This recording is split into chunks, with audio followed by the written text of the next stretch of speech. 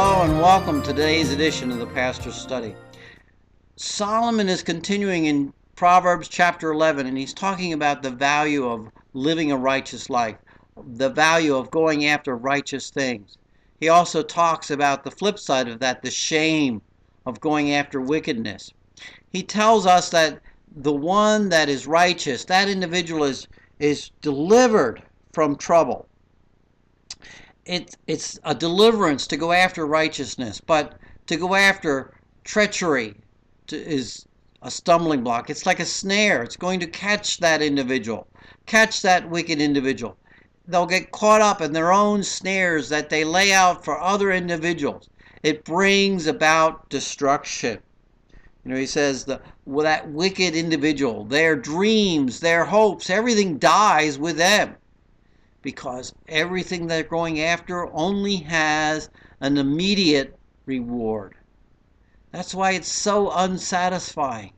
When you cheat to gain something, the moment you've gotten it, you've gotten all that you wanted. And it doesn't satisfy, so now you want more.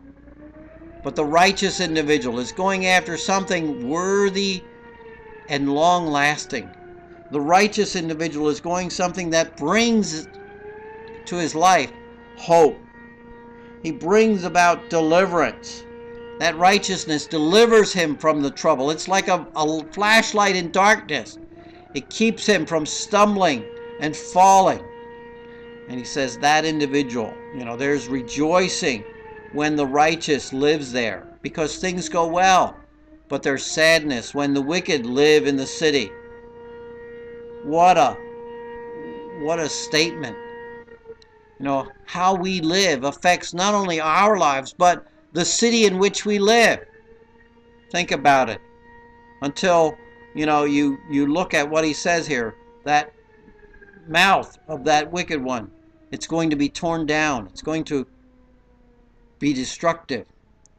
And so he concludes in verse 12, he says, "He who despises his neighbor lacks sense, but a man of understanding keeps silent." Think about it. How we speak, how we live, impacts more than just ourselves, but those around us. Those individuals that we want to touch with the lives. We try to touch them with the truth. And yet, when we go after wickedness, it's destructive.